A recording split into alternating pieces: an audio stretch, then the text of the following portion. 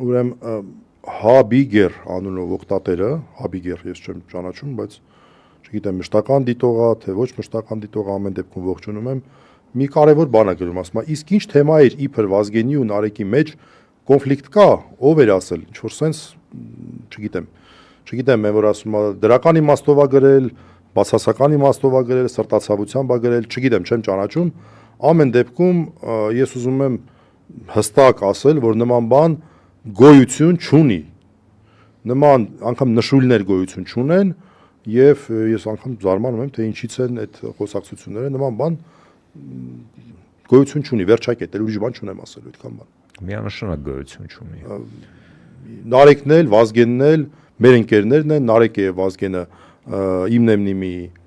համահեղինակներն են, որը Նարեկի հիմնադրած անտիֆեյքում է հերարցակվում եւ արդեն բրենդային էր դարձել եւ այստեղ